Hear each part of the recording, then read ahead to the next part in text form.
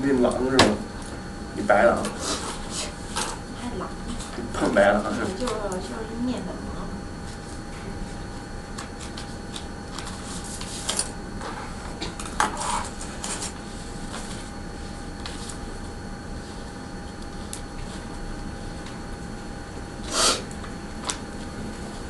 Good morning.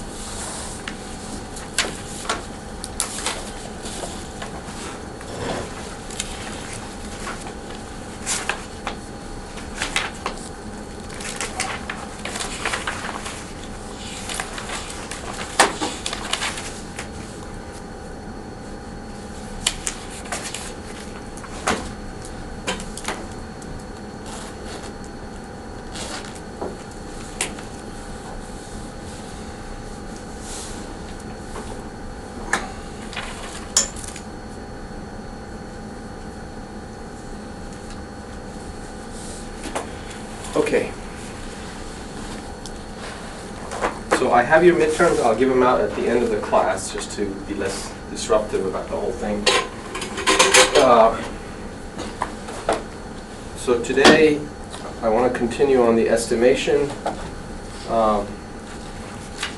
material that we started off before the midterm. And just as a way of reminder, what we talked about the lecture before the review was maximum likelihood. And so I want to review quickly the maximum likelihood procedure.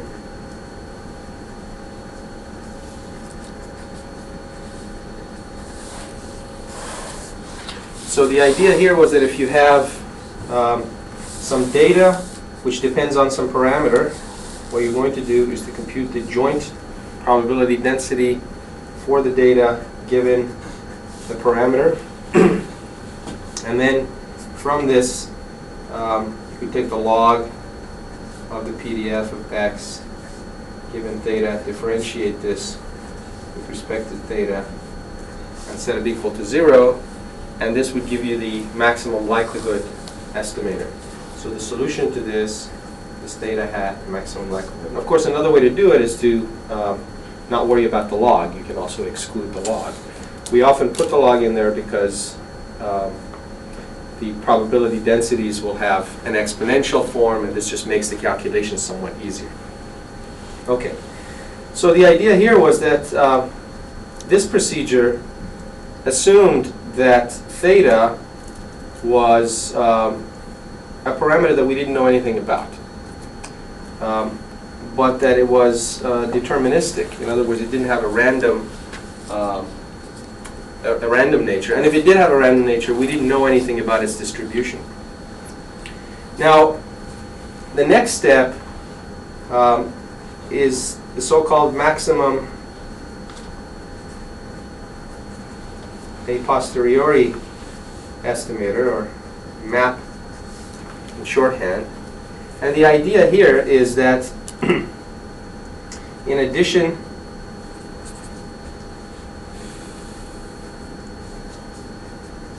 to the data x, we have a prior PDF, which we call P of theta. Now, why do we call it a prior? Is because this is our belief about which values of theta are more or less likely to be true before you ever capture any data. So completely independently of the data, you know something about how likely different values of theta are going to be. So let's say ahead of time I told you theta has 3 values, 0, 1, and 2, and 0 and 1 are twice as likely to occur as 2. Okay, so that's prior information. You didn't capture any data yet. Then you take the data and you want to see how you can combine this maximum likelihood with this prior information. So for instance, you might have, as an example,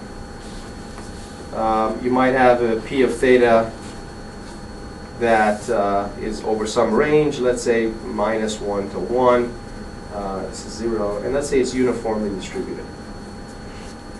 Okay? And of course up here you would have 2 so that the area under this integrates to 1. Or you might have something that looks like this. Let's say at 0 you have something that goes like that, and this is e to the minus theta. Okay? Now what's qualitatively the difference between these two is that this one says the value of theta is equally likely to be anywhere between -1 and 1. Okay? That's what this distribution tells you. Whereas this one tells you the value of theta is much more likely to be near 0, the true value of theta is more likely to be near 0 than it is to be very large. Okay. Now you might wonder, if I don't know anything about P of theta, is that the same thing as saying that P of theta has a uniform distribution? Okay? Those might seem like the same thing, but they're not. Okay, as you'll see, because the uniform distribution actually does give you some information. It says what the range of theta is. But it also tells you that in that range, it's equally likely to be any value. On the other hand, if you use the maximum likelihood framework, you're basically saying, I don't know anything about this distribution at all. Okay? And so, for instance, if you wanted to see, if you wanted to sort of approximate this situation where you have absolutely no information or no preference for any value of theta, you would have to come up with a uniform distribution that goes from -infinity to infinity. Right? And such a thing doesn't exist. Right? So there is a definite and somewhat subtle difference between not knowing anything about the distribution and assuming that it's a uniform distribution. Okay, so having said that, how do we go from what we did before, which was maximum likelihood, to this map approach? So the map estimator, which is one way of doing Bayesian estimation.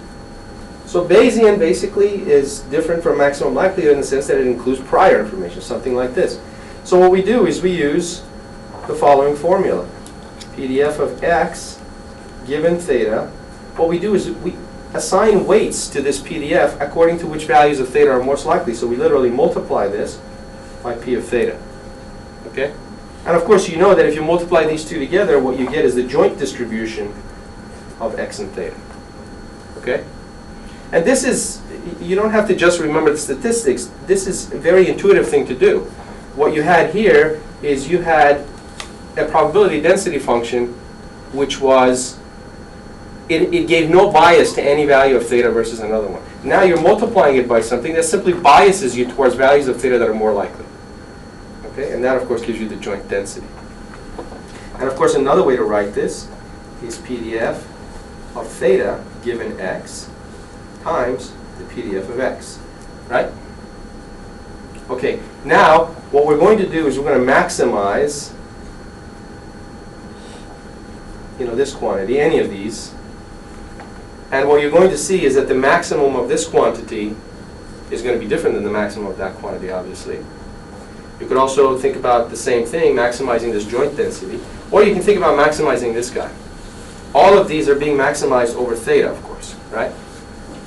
Now, if you just go to this last one, then what you have is max over theta, PDF of theta given x, right? Times P of x. Now this p of x doesn't depend on the parameter, right? So I don't care about it. I can get rid of it when it comes to this optimization. So if you look at what's happened, the maximum a posteriori is just the maximum likelihood with the conditioning reversed. Right, so this was x given theta, this is theta given x. Okay. So this is just sort of three different ways of looking at the maximum a posteriori estimator.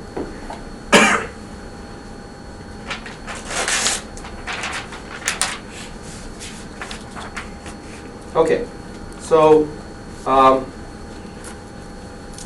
now how do we do the optimization? So let's just theta hat maximum a posteriori. This is arg max, argument that maximizes over theta, the PDF of x given theta times p of theta. Okay?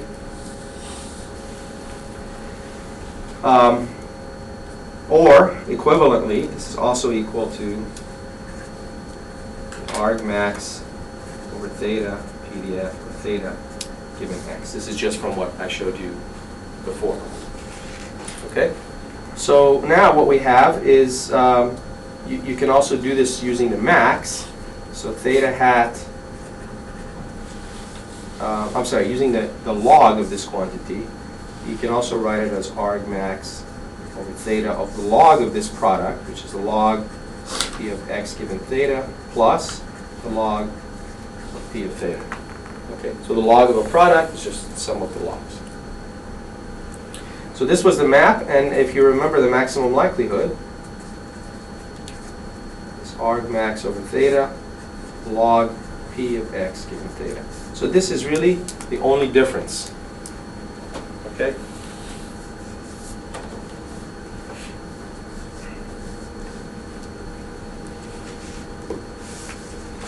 Okay, does this make sense?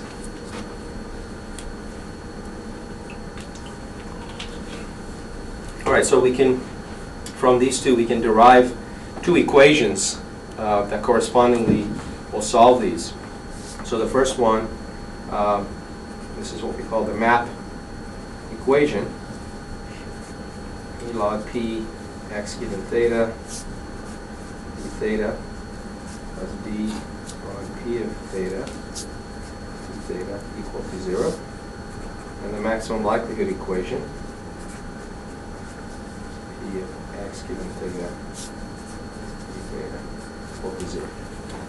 Okay?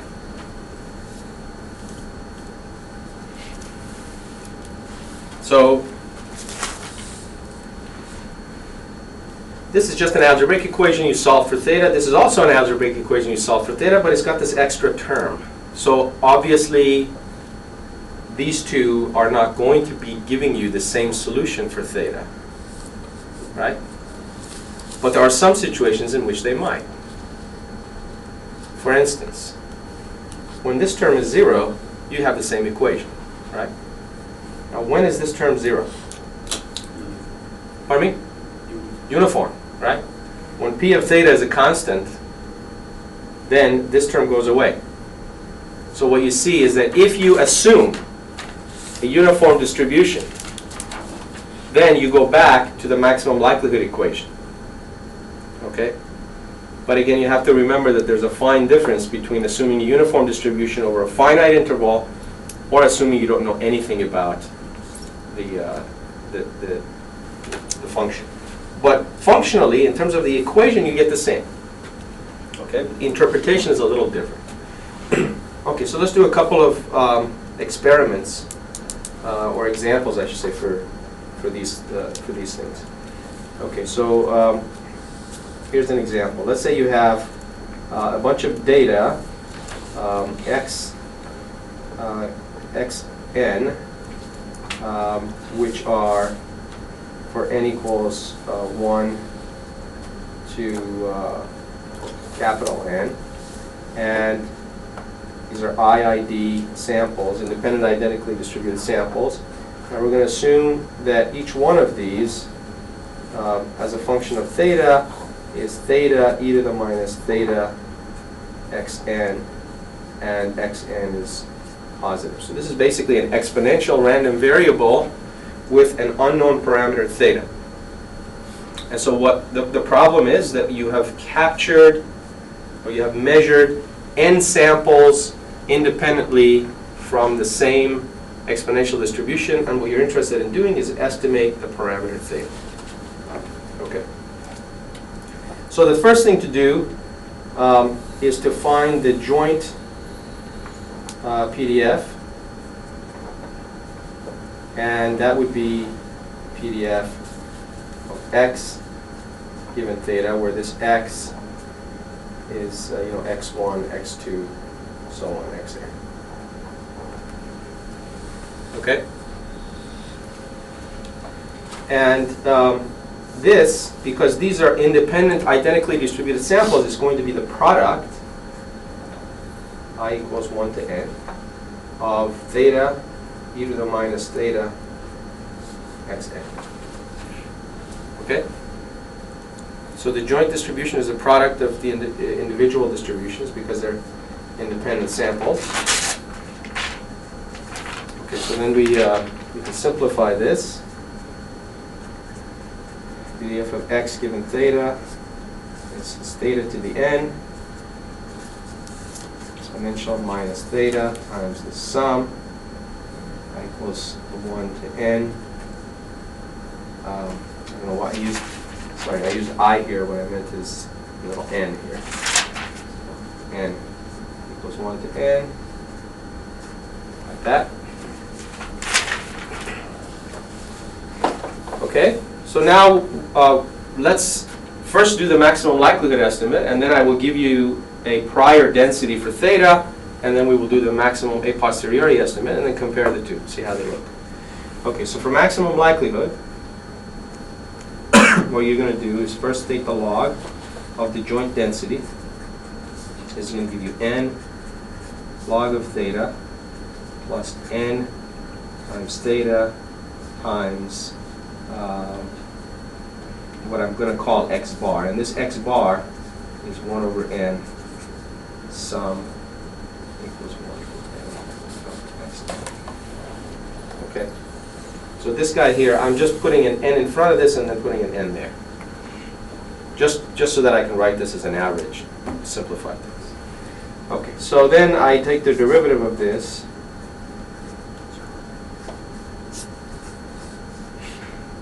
And this is n over theta minus n x bar equals 0.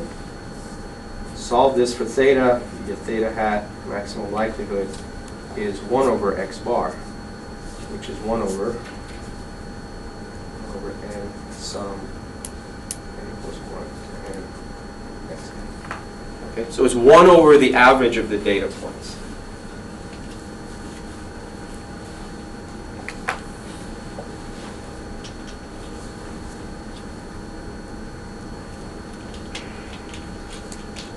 All right, so now let's do the maximum a posteriori. I'm going to assume that theta itself is a random variable, and it has the following distribution: lambda e to the minus lambda theta, with theta bigger than 0. So in other words, the parameter itself is distributed as an exponential random variable. So the data are exponential, and the parameter is also exponential. So now I compute the log of p of x given theta plus the log of p of theta. And so this is n log of theta minus n theta x bar. So this is exactly what I had there. This is plus. Oh, wait a minute, this should have been a minus, sorry. Okay.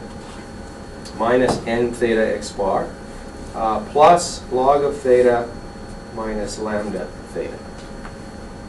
Okay? Then you take the derivative of this whole thing by theta. You set it equal to 0, and what you get is n over theta minus n x bar minus lambda equals 0. And then what you have to do is simply solve this for theta and see what you get. So theta hat is 1 1 over x bar plus lambda over n. Okay? So let me highlight these.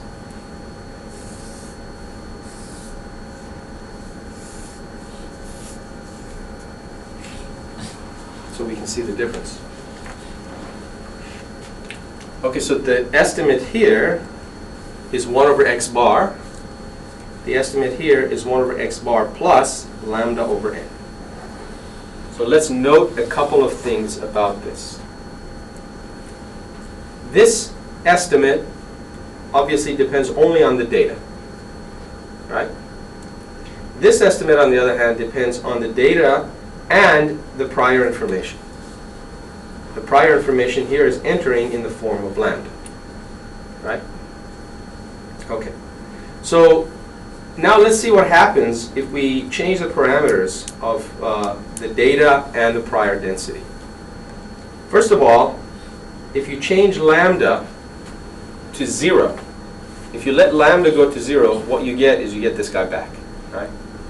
Now let's take a look at the distribution. Well, it's right here. This is the distribution, right? This distribution is an exponential that decays like this, right? If you let lambda go to 0, this exponential becomes more like that, okay? So the net effect is that as lambda goes to 0, this distribution becomes flat. In other words, it becomes more and more like a uniform, so it doesn't give you any new information about theta. It treats all values of theta equally, and so this part goes away, okay? A second thing to observe here is what happens if n starts to go to infinity. Okay, so let's say we fix lambda, so we have some prior information like that, and we let n go to infinity. Obviously, this second term, again, goes to 0, right? So what does that mean?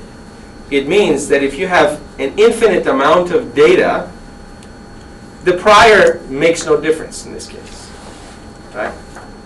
So the lesson from this example is the following. The maximum a posteriori estimate is a combination of your data and your prior information. If your data in this case is overwhelming, it has so much information in it, n goes to infinity, then the prior makes no difference at all. At the same time, if your prior is not really informative because it's uniform, again, you default back to just using your prior, using your data. Okay? If your prior is uninformative. Now, sometimes this happens, and as n goes to infinity, the prior becomes unimportant. Sometimes it doesn't. In this example, that's what you're seeing. But the bottom line is that the map estimate is always a balance between your prior information and your data. Okay.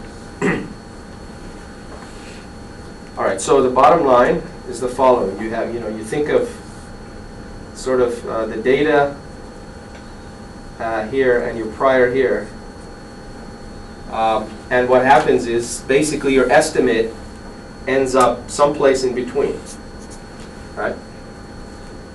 Depending on which one of these is more powerful.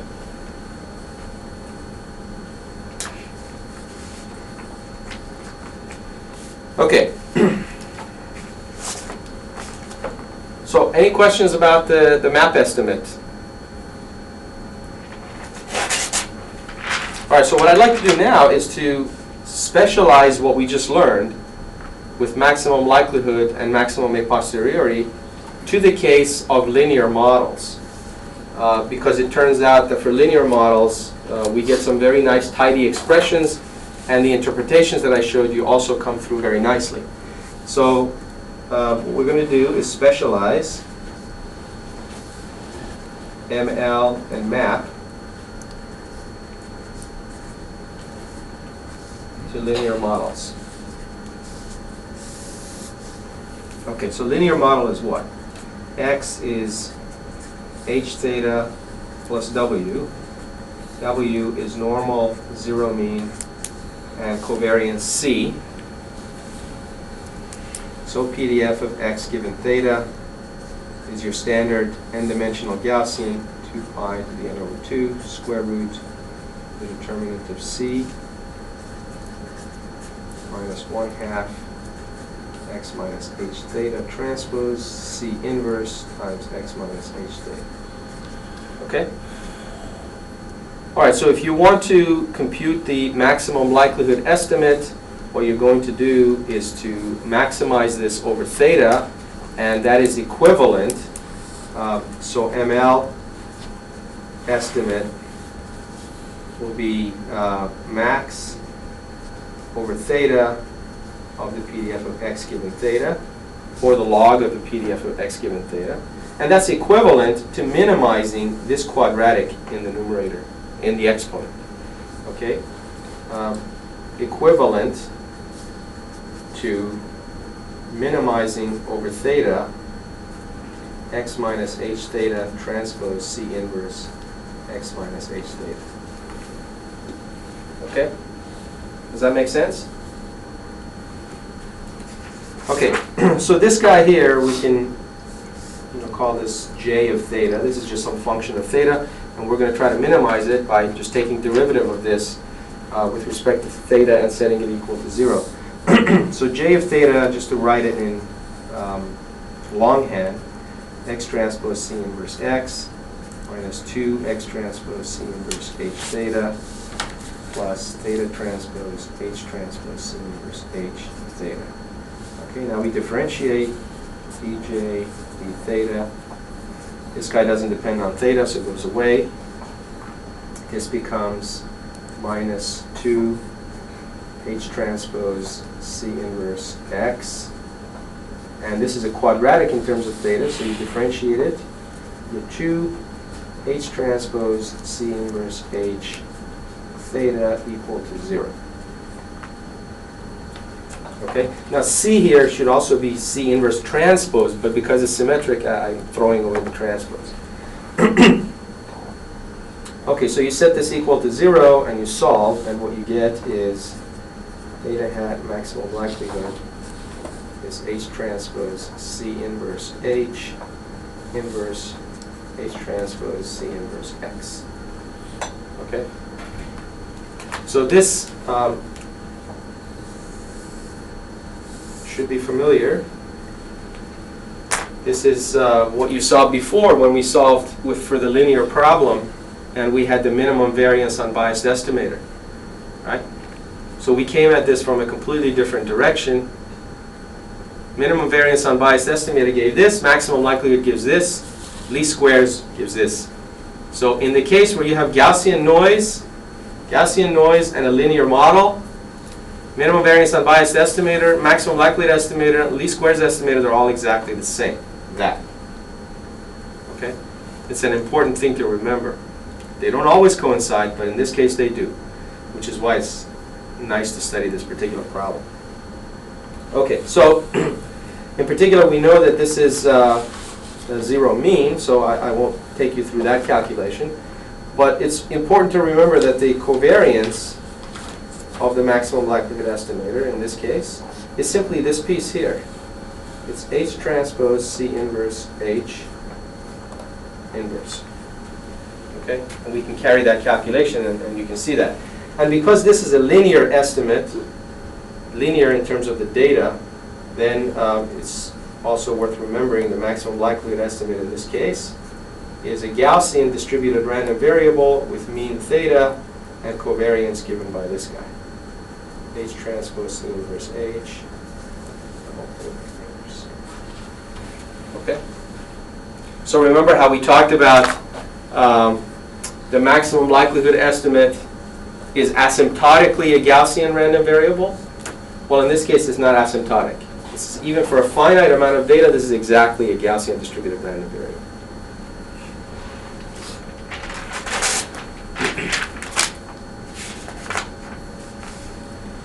Okay, so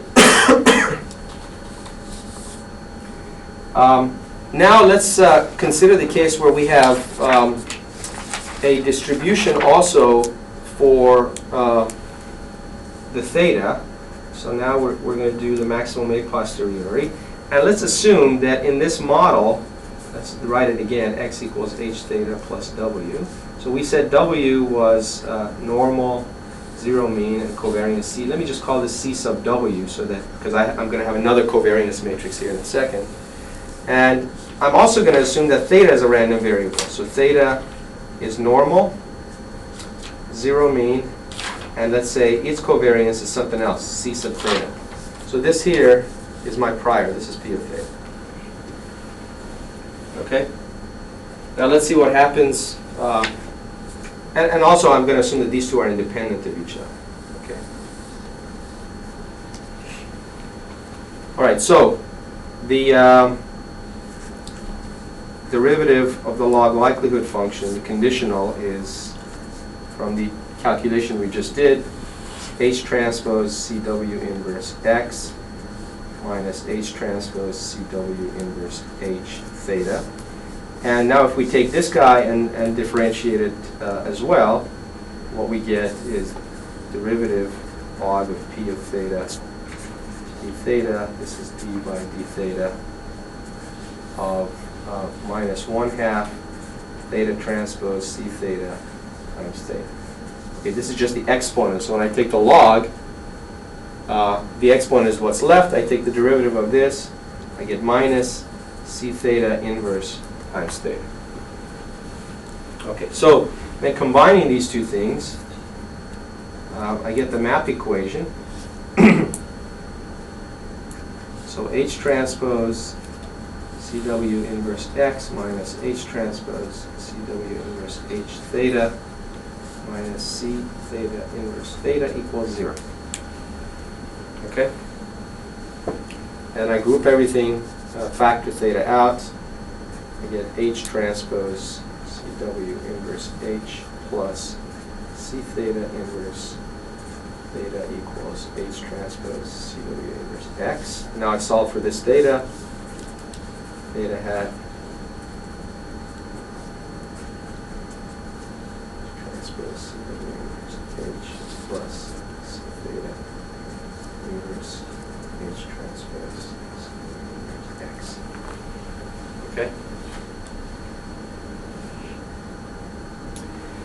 Now this estimate is going to behave a little differently than what we had before. Let's go back to this guy here. Right? This is the maximum likelihood, and let me just write this as W2.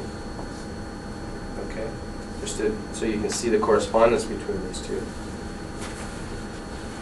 Well, this part is the same, right? But this part is different to the extent that, whoops, there's a minus 1 here, I forgot. Okay, this one is different because it's got the inverse covariance for theta inside this term.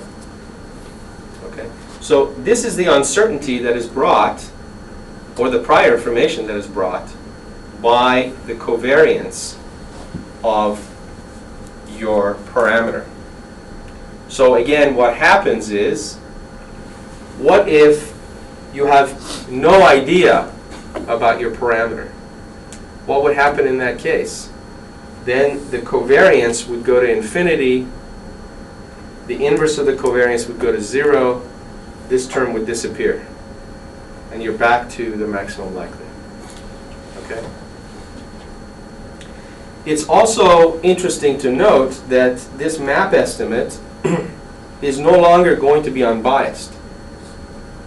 So the maximum likelihood was unbiased, but here, if you compute the expected value of the map, what you get is H transpose CW inverse H plus C theta inverse H transpose CW inverse H times theta. Okay? And this is not equal to theta. It is equal to theta if C theta is gone. Right? Because this becomes H transpose C inverse H inverse, which cancels that out, you just get theta. So by virtue of the fact that there is this covariance in there, you have a biased estimator now. And the covariance of the estimator is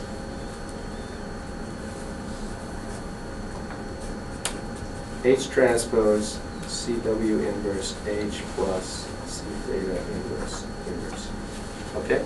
So let's take a quick look at the the two estimators.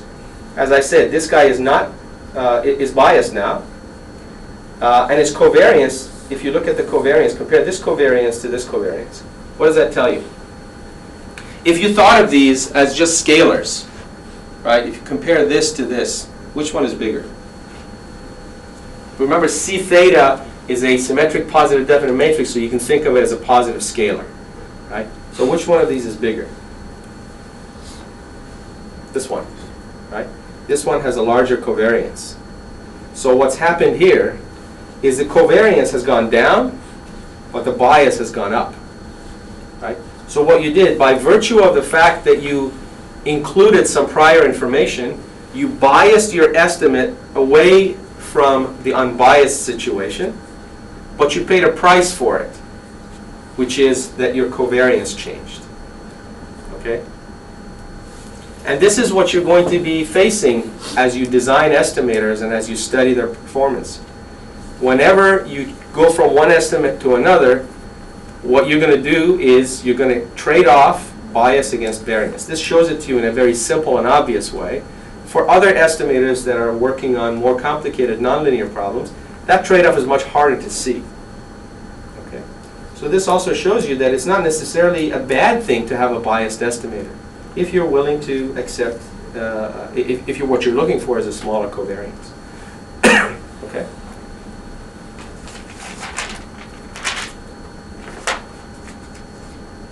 All right, there's a there's a way to look at this from the point of view of the Fisher information as well. So if you wrote the information matrix here for the maximum likelihood estimate, this would be H transpose CW inverse H. This is simply the inverse covariance.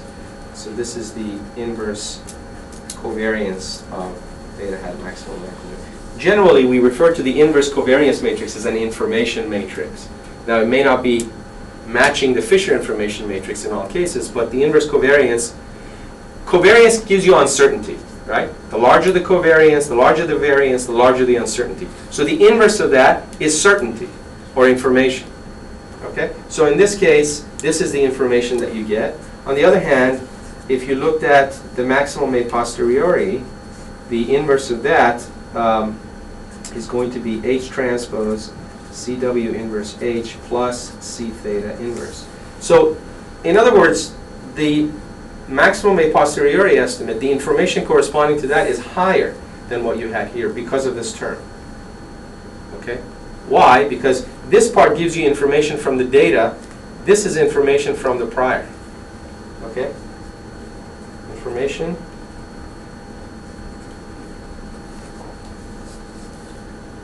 This is information from the data. And what you see here is that in this case, the information is additive. So the prior just simply adds something to the given data.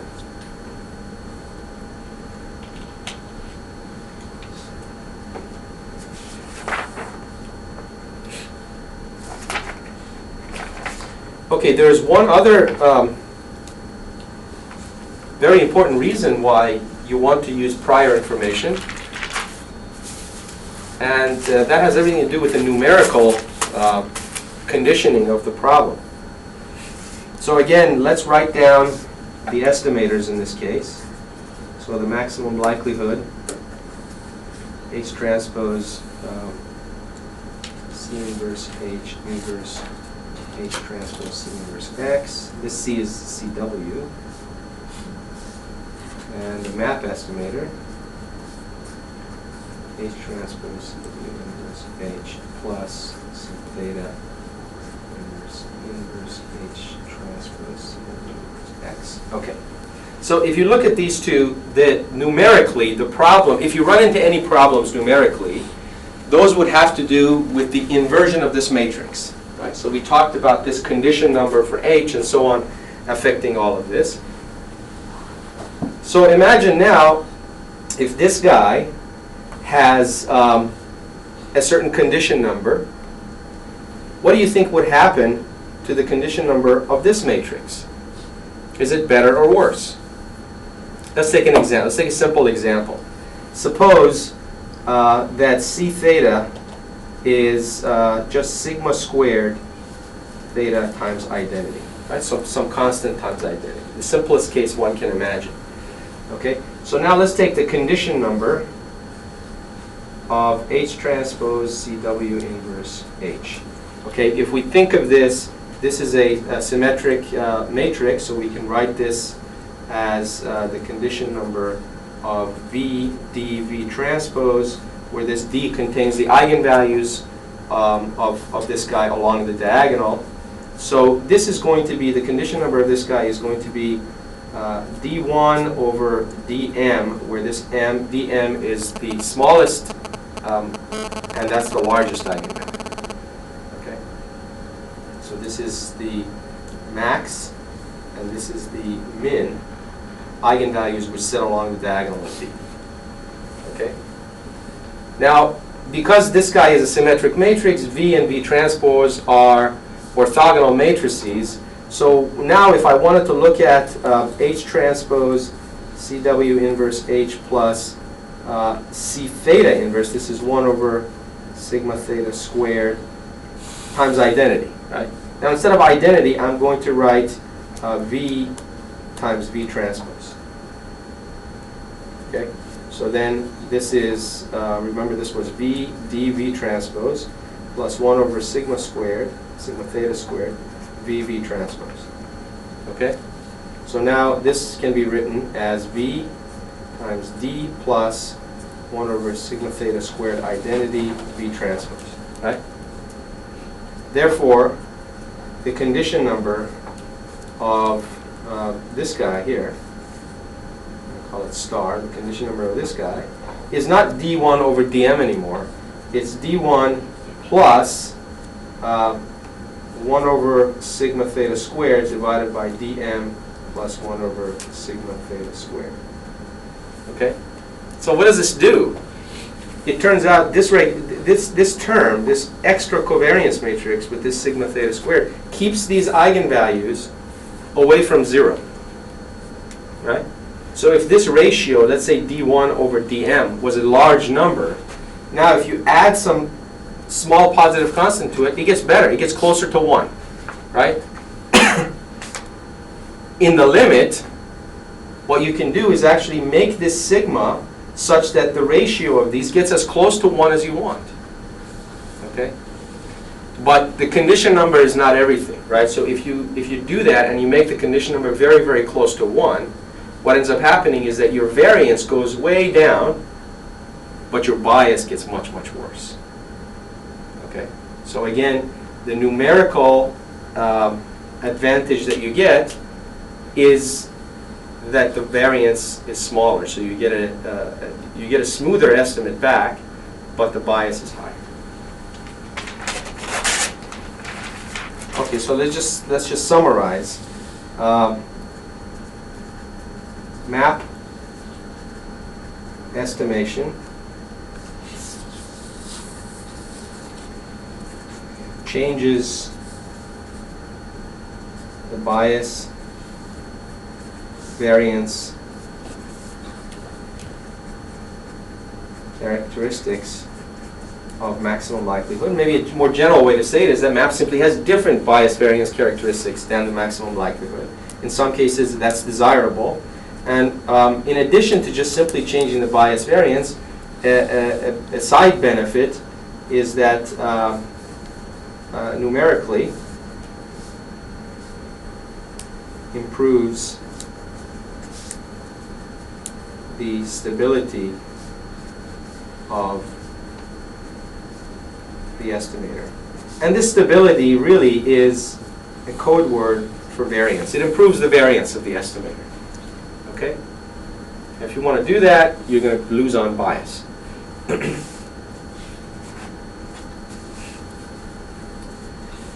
All right.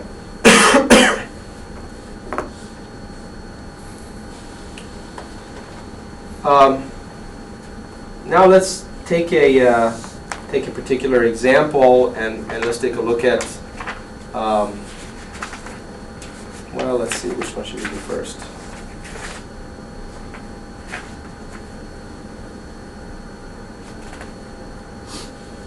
All right, before I go on with examples of how you actually solve for these maximum a posteriori and maximum likelihood estimates, I want to discuss something that's a little bit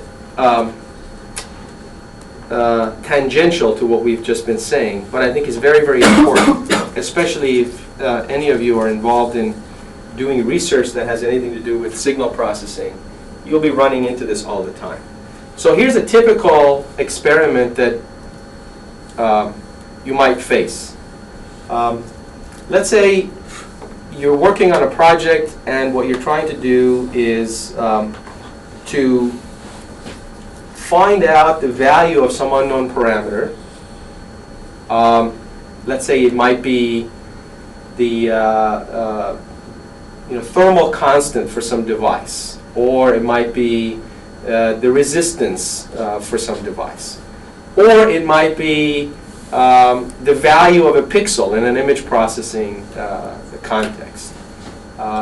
Any number of things. What you're going to do is you're going to go out and you're going to do either a simulation in the lab, you're going to run a bunch of experiments from the computer and generate a bunch of random data, or you're going to go into the lab and actually do an experiment and capture a bunch of data. Now all you care about is the value of a parameter and the uncertainty around that value. So when you come back to your advisor, what do you show your advisor? You show a curve, right? I made these measurements and this is the value of the parameter that I estimated. Now, if you do this experiment 100 times, you're not going to come up with the same answer each time, right? You're going to come up with slightly different answers. So what do you report to your advisor? You report the average. Okay, that might be an okay thing to do. But if you report the average, he or she and yourself might want to know how much does that average value vary across the different times when you did the experiment. And that's the variance about the mean. It's the variance of the mean estimate. Okay? So what am I talking about more mathematically? So experiments and simulations typically involve making measurements of the following sort. You make a measurement where your xn is some constant plus noise. This noise, we can model it for the sake of simplicity as, let's say, Gaussian zero mean and sigma squared. And let's say we have data n equals 1 to capital N. Okay? What you don't know is A and sigma squared. These are unknown. Why are they unknown? Where A is actually the thing you're interested in that you're going to report back to your advisor. And sigma squared is, it might be the variance of the noise which you don't know. Right? Maybe you haven't perfectly characterized your sensor, or maybe in the experiment that you're doing, the data that you're getting is not simulated. Maybe somebody just gave you the data, so you don't know the sigma squared. Now, if you remember, we went back and we studied the Fisher information matrix for the two unknowns, and this was A and sigma squared. And we discovered that the Fisher information matrix looked like this: n over sigma squared and n over 2 sigma to the 4th, right? And zeros over here. Okay? So what this told you was that the estimate for theta, the estimate for A and the estimate for sigma squared could essentially be done without referring one to the other. So you could do this one and then do that one. Okay? And so what we had was, if you solve the maximum likelihood equation here for A, set this equal to 0, what you get is A hat is equal to 1 over n, the sum of xn n equals 1 to capital, right? And let's call this x bar. Okay, this is the maximum likelihood estimate for A, and it's fine. It only depends on the data, no problem. Now, on the other hand,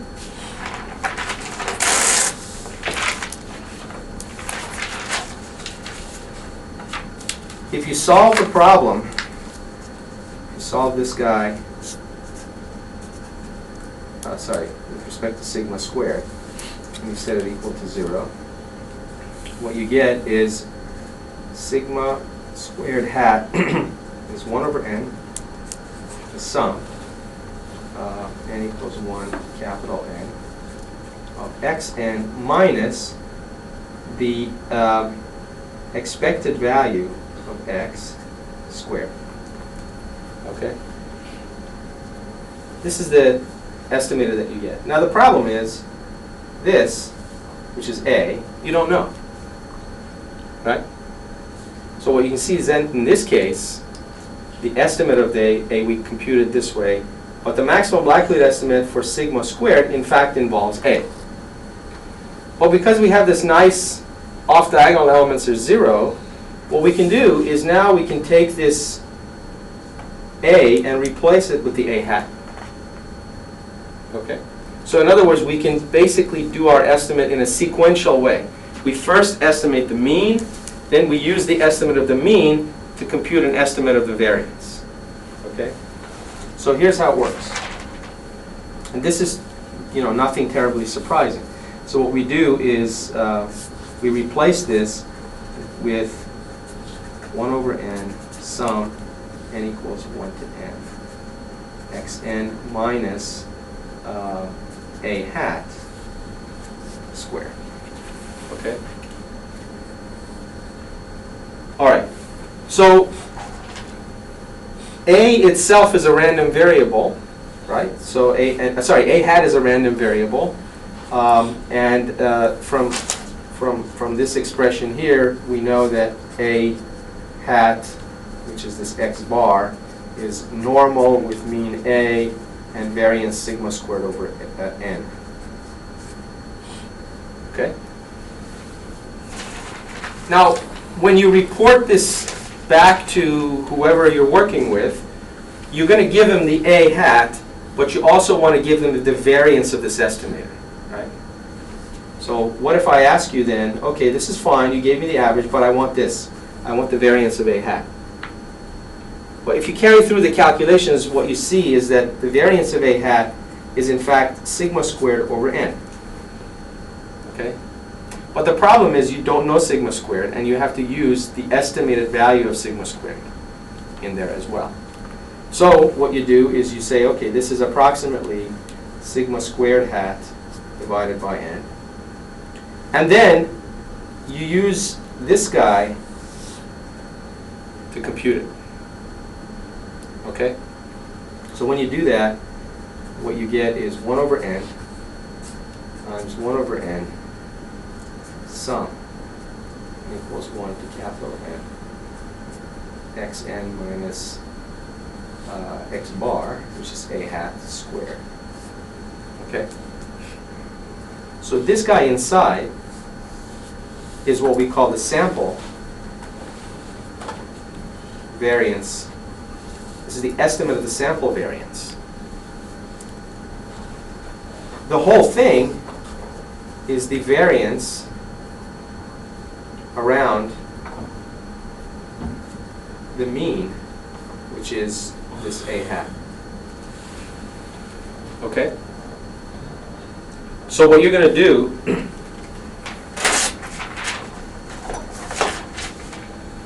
is you're going to report a number which is a hat. Let's say you get an a hat which is, let's say 20.5 or something.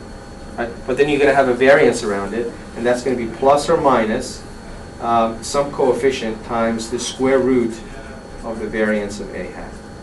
Okay? This is called the confidence region.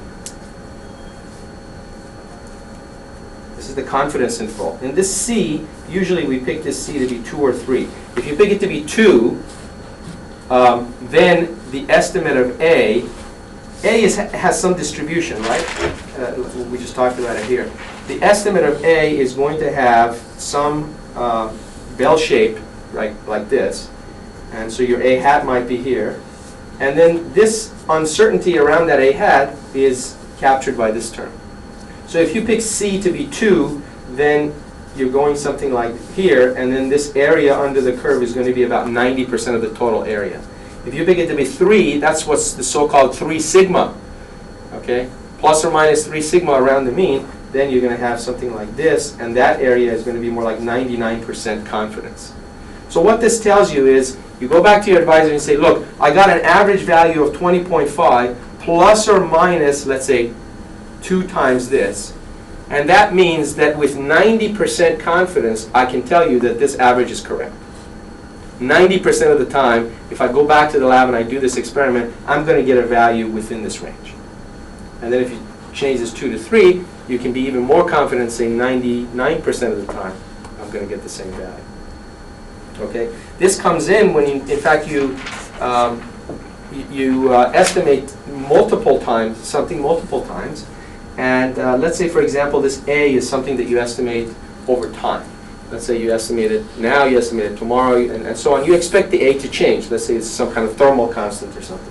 And so what you're going to do is now you're going to estimate, say this is time, and you're going to estimate A hat a bunch of times.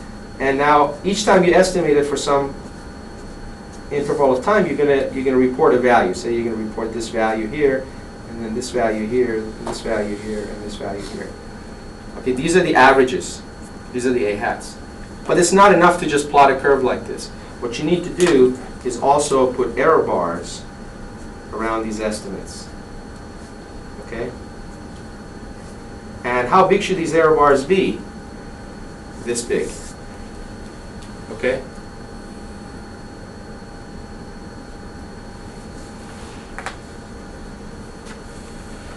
So if you use MATLAB's function for standard deviation, you say STD and then the data, what you're going to get is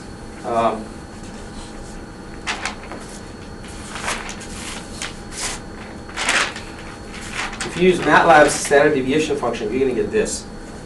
You're going to get the sample variance or the sample standard deviation.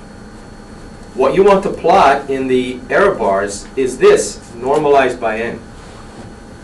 Okay, normalized again by the number of samples. This is really important. If you skip this extra n, then what you're getting is the variance of all the data, not the variance of the estimate of A. Okay? So typically, if you skip that, then these error bars will be huge and therefore insignificant.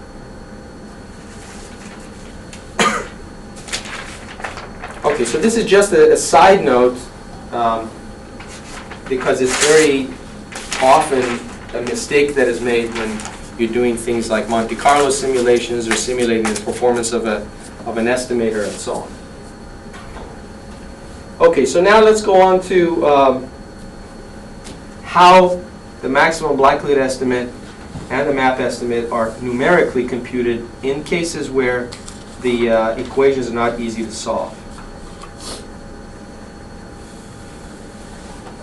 So a numerical solution of ML and MAP. Okay, so what I'm going to do is I'm going to show you the results or the procedures for maximum likelihood. Exactly the same thing applies for MAP. So again, the ML equation is this derivative of the log likelihood function set equal to 0. Now, in many cases, this equation, which is just, you can just think of this as some function g of theta equal to 0. This equation is just an algebraic equation, right? In cases that we've seen, the ones that you've done in homeworks and so on, it's a fairly simple function, and you can usually explicitly solve it for theta. But it can often happen that g of theta is a rather complex algebraic function, and you can't solve it directly. So what do? So this is sometimes a nonlinear function. So the way we solve these equations is by using iterative techniques, which involve first making a guess. First, you guess a solution. Let's call it theta 0. Okay? Then what we're going to do is we're going to expand this function in a Taylor series around that guess. So Taylor series around theta 0. So you get g of theta, g of theta 0 plus the derivative of g evaluated at theta 0 times theta minus theta 0 plus the second derivative of g evaluated at theta 0 times theta minus theta 0 squared over 2 factorial plus higher order terms. Okay? Okay. Now, we're going to assume that the higher order terms, second order and higher, are small enough that we can ignore them. So we take all of these terms here and we ignore them. Why do we ignore them? Well, because we're going to assume that theta 0 is close enough to the answer that theta minus theta 0 as you go to higher and higher order is collapsing down to nothing. And so beyond the first order, we're just going to ignore it. Okay. So if you ignore them, then what you get is an approximation. G of theta is G of theta 0, it's an approximation, G of theta 0, plus Eg d theta evaluated at theta 0 times theta minus theta 0. Okay? So now this is an equation in theta that you can solve. When you solve it, you get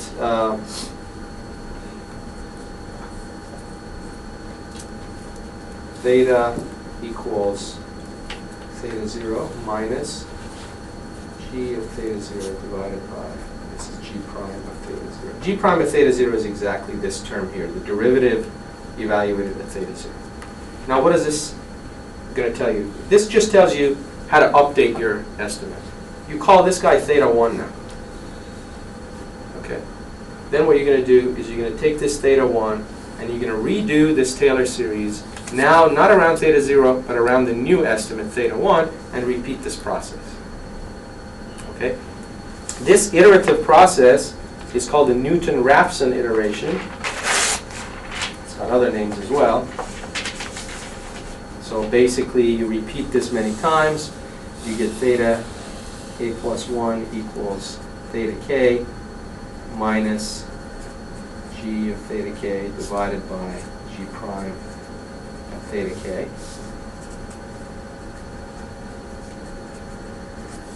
This is called the Newton-Raphson iteration. Now, where does it end up? Well, obviously, at convergence,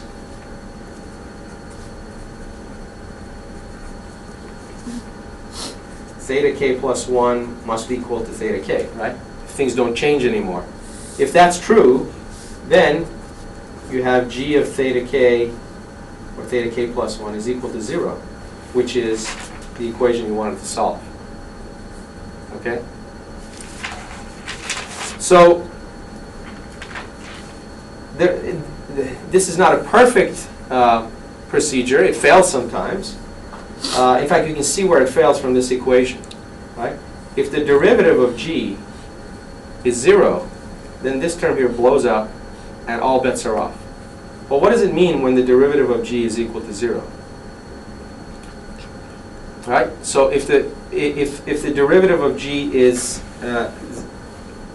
0, means you reach some kind of inflection point or a maximum or a minimum, or the constant or a function is constant at that point, which makes sense. The algorithm should fail at those points.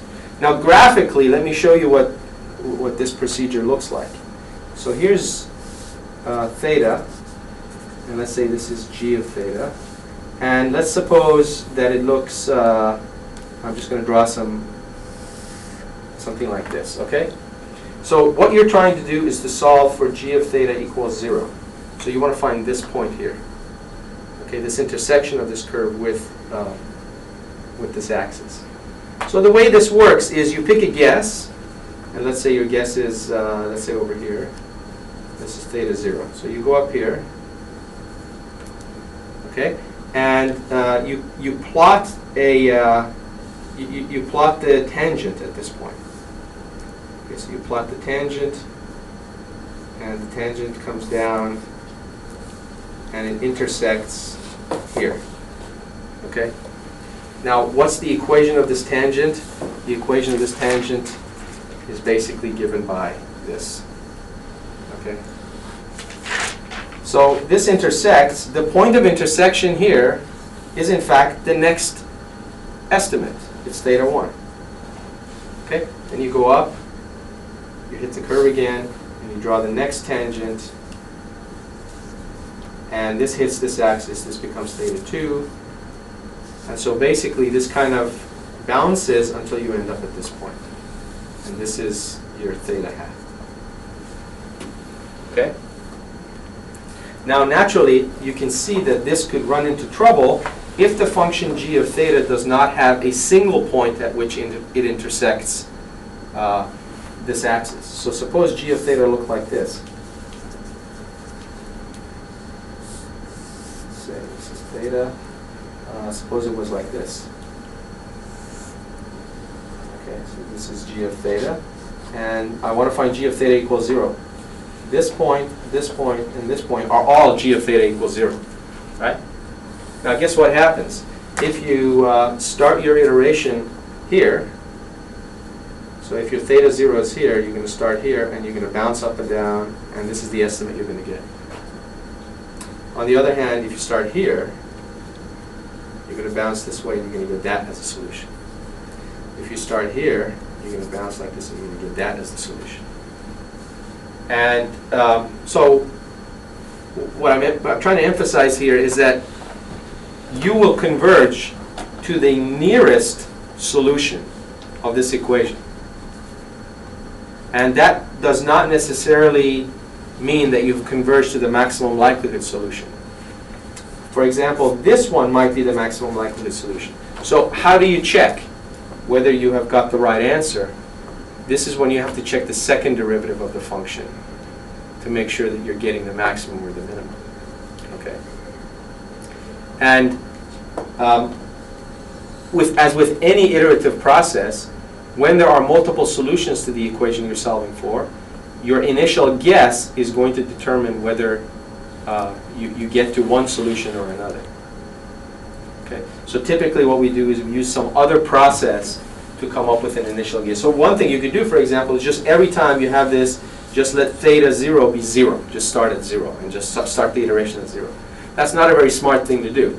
What you typically want to do is do some other simple estimator, right, which may not have any kind of optimality properties. Just use an estimator that you know works better than just guessing 0. Okay? And then that estimator will be your initial guess. And then use that initial guess in this iterative process to get the maximum likelihood estimate. Okay, that's generally the way we proceed in practice.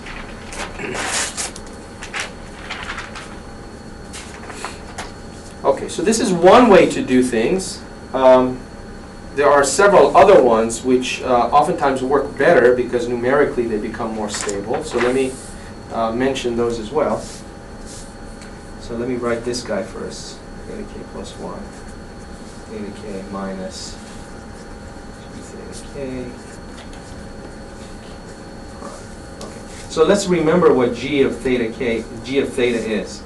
So g of theta, remember, is the derivative of the log likelihood, and g prime of theta is the second derivative of the log likelihood, right? Okay, so as you might remember, this g prime of theta, I just told you we might run into trouble if this is equal to 0 and so on. But the other thing that happens is this g prime of theta is sensitive to your data values, right? So take a look at this. This is the second derivative with respect to theta of the log likelihood, but the log likelihood is dependent on the data, right? So one way to make this iteration more stable and more reliable is to replace this denominator, which is just the second derivative, with its expected value. And what was the expected value? The expected value was basically to within a minus sign, it was the Fisher information. Okay. So the idea here is to replace g prime of theta with its expected value. And so here's what you do. The expected value with respect to x of this g prime of theta is the expected value of the second derivative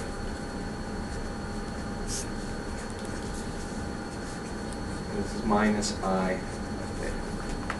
Okay.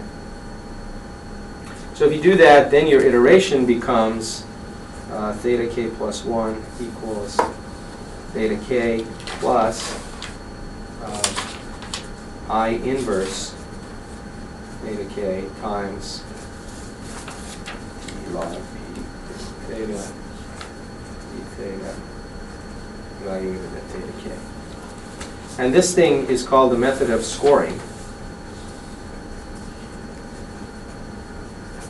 because it uses this score function and the Fisher information for the iteration.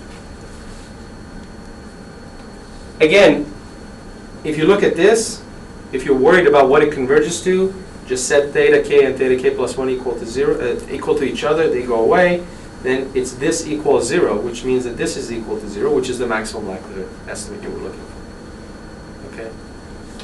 So why did I say this whole thing also applies to the maximum a posteriori? Well, just take everything that I said here and replace g of theta, instead of just being this, replace it with this plus d log of p of theta by d theta. Right? It's just another algebraic function. And then all the same ideas hold. Okay. So in that case, this guy here wouldn't just be the derivative of the log likelihood, it would also have d p theta d theta as well. Okay.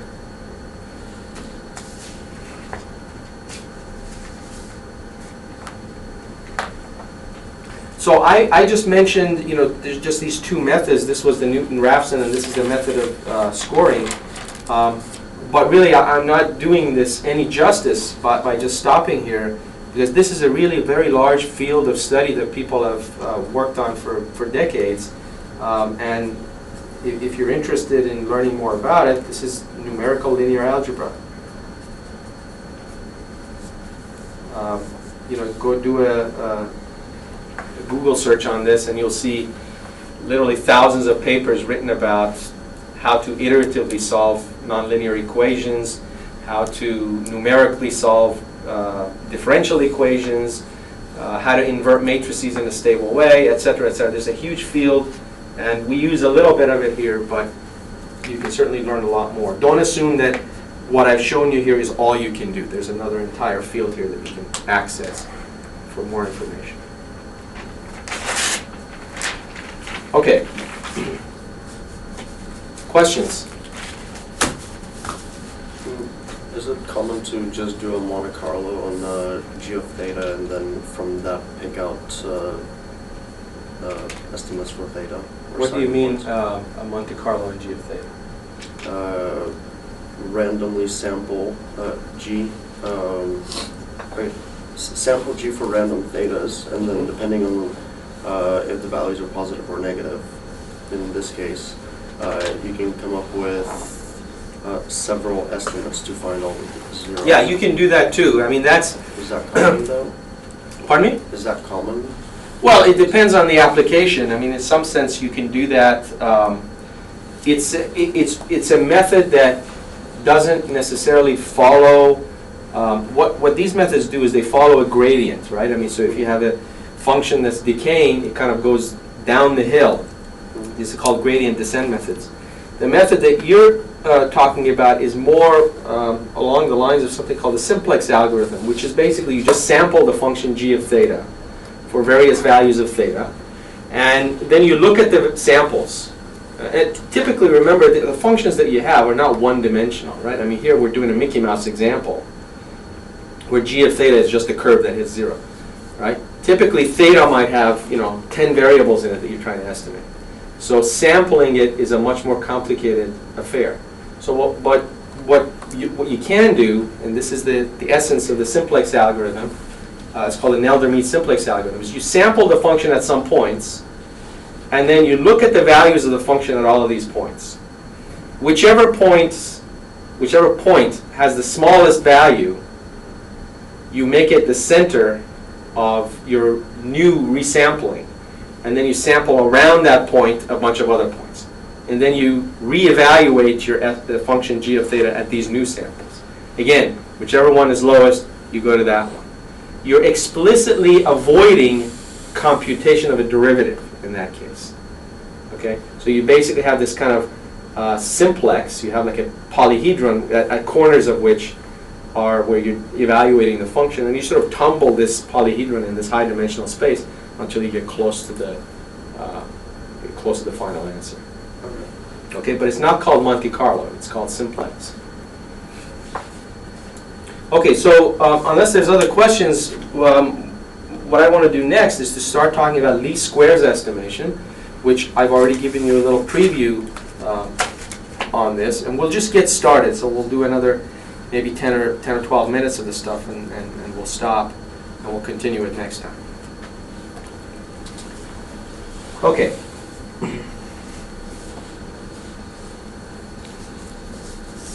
Okay, so far what we've done is we've come up with estimators that explicitly depend on the distribution of the data and possibly on the distribution of the parameters that you're looking for. Right? So we've explicitly required knowledge of these distributions. Least squares is a very general procedure which requires very little knowledge of the actual statistical density of the data. So, estimation with little knowledge of statistical densities. And by the way, least squares goes all the way back to the time of Gauss and even further back, right? So this guy was looking at the heavens and seeing the paths of planets, and he wanted to fit ellipses, and he invented least squares, right? So obviously at that time he wouldn't be assuming Gaussian noise because he was Gauss, right? Okay, so how does this work? The general idea here is you've got some measurements, let's say indexed by n, and you have some function, it might be a linear or nonlinear function of n, and some unknown parameter theta, plus some noise. Okay. Now in this case, all we're going to assume is that our noise is zero mean. And this, let's say the samples go from n equals 1 to capital N. Now, but no other assumptions about the distribution of W of n. Why do we make the zero mean assumption? Well, that's not a big deal, because if W of n was not zero mean, then we could write it as something like W tilde of n plus a constant, and that constant could get absorbed into this function. Okay, so no big deal. There's no loss of generality by assuming zero mean.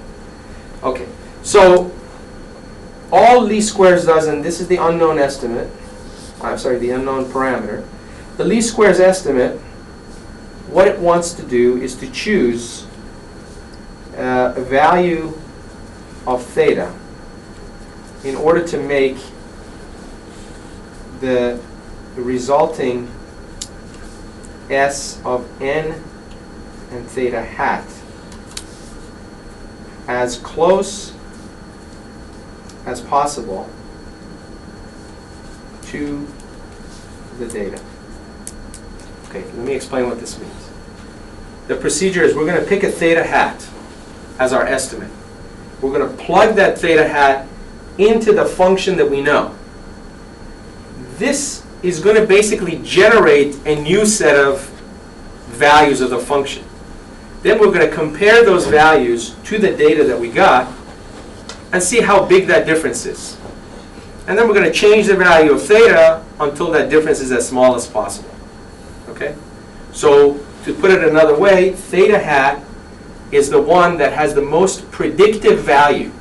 It's the one that predicts the data in some optimal fashion. So let me be more specific about this. So theta hat least squares is the argument that minimizes over all theta the sum n equals 1 to capital N, x of n minus s n theta squared. Okay? So here's the difference between the signal and the data. And this difference is squared and summed over all the data. Okay? The reason this is called least square is because we're minimizing a squared function. Okay? Now you might ask, why squared? Why not, instead of this, compute the absolute value and forget about the square? You can do that too. Okay? That would be called a least absolute deviation, or minimum absolute deviation estimate. You can do anything you want. You can put any function here you want and minimize it.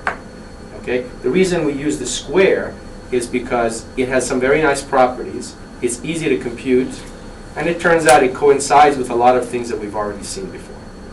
Okay? So this, if you replace it with absolute value, you also get very nice estimates depending on what type of problem you're looking at. Okay, so this whole thing here, we call this the least squares criterion, or the least squares cost. Okay, so this is a function. It's a function of theta. We're going to minimize it.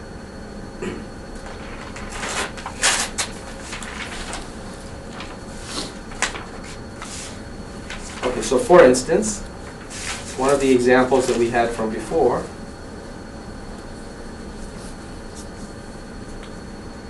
x of n is a plus w of n. See, w of n, again, is 0 mean, equal to 0. So this criterion that I mentioned to you is, let's call it j of a. It's the sum equals 1 to n of x of n minus a squared. Okay? So let's differentiate it. Set it equal to 0. So this gives me 2 times sum n equals 1 to n, x of n minus a equals 0. I solve for a, and a hat equals 1 over n, sum x of n. I got the average. Okay? So a couple of points worth making is, even without making an assumption that things are Gaussian, I got the same result, which means that if the least squares criterion is used and the noise happens to be Gaussian, then the least squares estimate and the maximum likelihood estimate, which is this, are the same. Okay.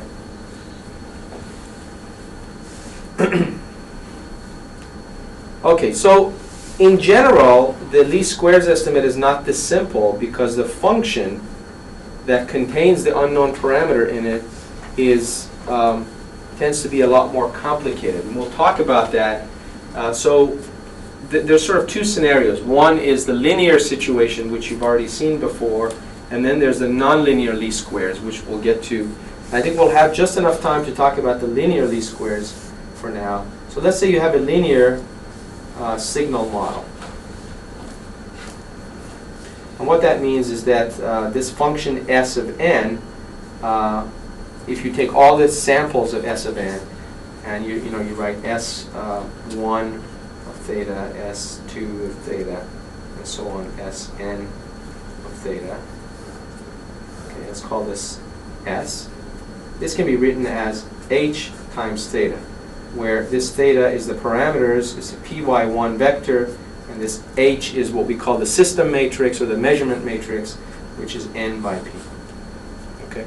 N is the number of samples, and p is the number of parameters. So we're going to assume that we have a model like this, and the measurements are x equals h theta plus w. And the expected value of w is equal to 0. Okay? So now we're going to do least squares estimation. So cost, which is j of theta, is x minus h theta transpose x minus h theta. Okay, this should already look familiar to you. This is starting to look like the estimation, the maximum likelihood estimation problem with Gaussian noise, right? So we minimize this, and what we get is dj d theta equals 0. Expand it out, take derivatives, and so on. You get h transpose h, theta equals h transpose x. Okay, now you want to solve this for x. By the way, this is called the normal equations. I'll describe to you next time why it's called the normal equations. It turns out it comes from a certain orthogonality principle. And so with this in place, what you're going to do is just solve for least squares. So theta hat least squares is h transpose h inverse h transpose x.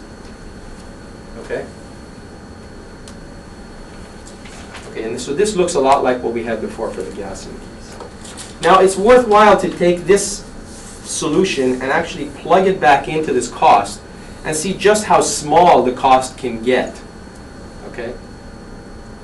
And that's basically the so-called mean squared error. How small can the mean squared error become? Okay, so let's see the j, this j function for the least squares estimate is x minus h theta hat least squares transpose x minus h theta hat least squares. So we plug this in and we get x transpose I minus h transpose h inverse h transpose times I minus h transpose h inverse h transpose x. Okay. One thing you notice here is that these two things are basically repeating, right? We can call this matrix Q. So basically this looks like x transpose q x, right? Okay, it turns out this Q has some interesting properties. In fact, it's called a projection matrix, as you'll see in a minute.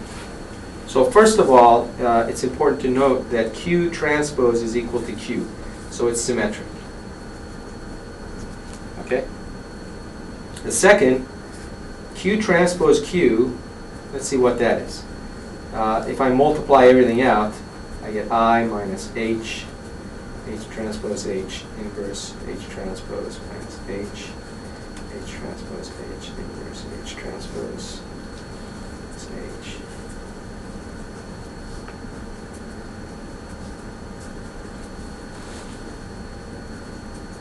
Okay? If you look at this is identity. Okay? So this becomes h transpose h transpose, which cancels this guy out. So what I'm left with is just the first two terms, which is just Q. So Q transpose Q, which is just Q squared, that's equal to Q. So this is called an idempotent matrix. In other words, if you keep multiplying it, it doesn't do anything. You multiply it once, it does something. Multiply a second time, third time, infinitely many more times, it does nothing more. Okay?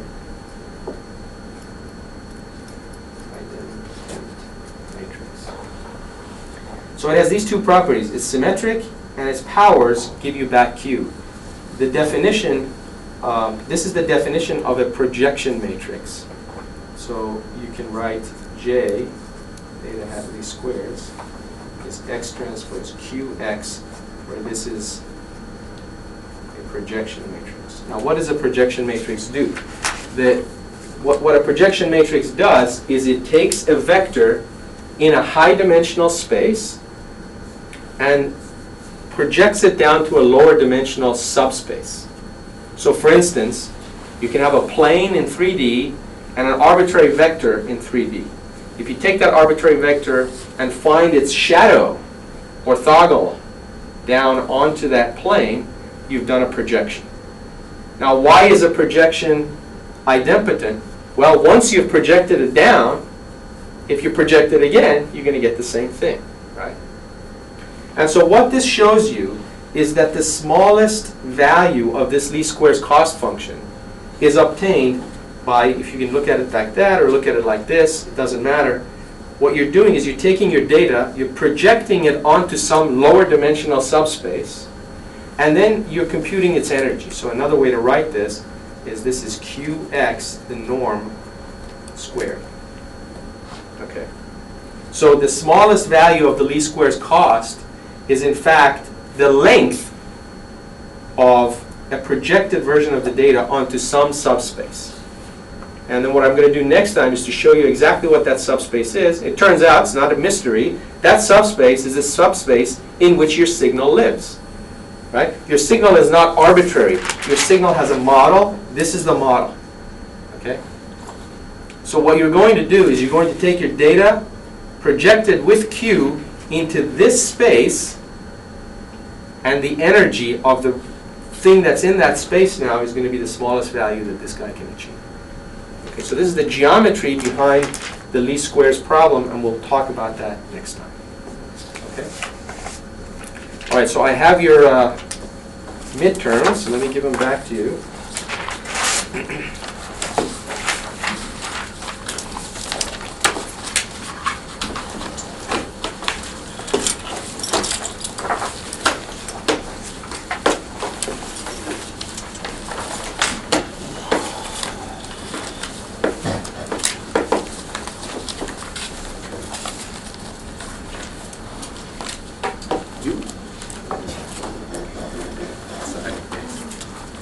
Same.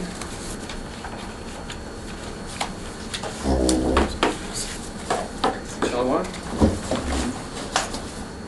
Okay, I have a copy of the solutions too. Here you go.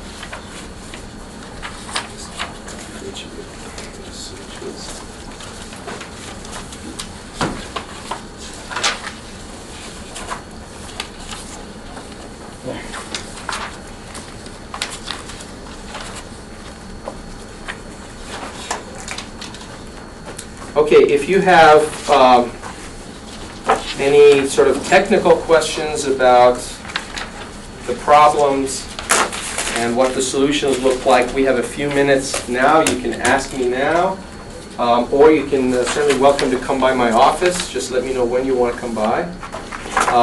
If you have questions about exactly how your exam is graded, this is not a good time to ask, then just come by my office and ask, and we can talk about it. Okay? Just as a general calibration, I'm not giving the average score because it's such a small sample it doesn't make any sense, but I'll give you the passing threshold is 50. So if you got anywhere near 50 or lower, that's not a passing grade.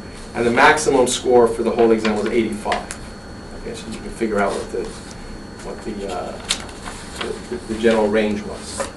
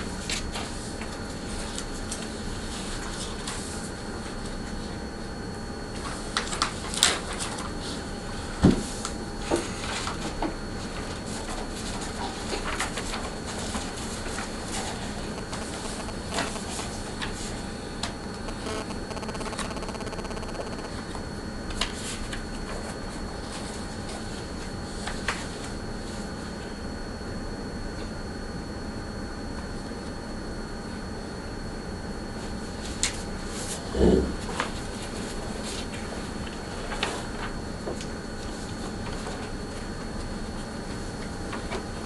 I ask you a question? Sure. So, on problem two, okay, so you both reduce it to the same point, which is exponential of negative x minus 1/2, then plus exponential x minus 1/2. Okay. That simplifies to, okay, so you can take that minus 1/2 out of that, and you could use the central function of that, or root e. And then you have basically 1/2. You have 1/2. Well, what's the point you're trying to make? What I'm trying to say is this is correct. And you got 15 points. Oh, if then, But you didn't give all the answers. First of all, you didn't show any work, right? wait, what do you mean for part E? Part the decision No, point even E? for here, you didn't show any work. I mean, this is not the solution, right? This has to be simplified further. Right? I mean, that's why I give you this hint of e to the t. And then this cosh has to be expanded out in a Taylor series to show a simple detection interval. And then you actually didn't show the detection interval specifically. Then what's wrong with saying that the detection interval is, it's the opposite? H0 is when the absolute value of x is less than the inverse cosh. Look, the exam has, the test has 25 points, right? And you got 15 points, and the reason you didn't get the rest is because you didn't show your work. It's as simple as that. Okay. I mean, if you want to discuss the specific, like I said, specifically the way it was graded, which sounds like what you have, you should come to my office. This is being recorded. I don't want to have this discussion right now. Are you available too? Just come right now. I have a class. Yeah, come by at 2. I should do that. Okay. All right.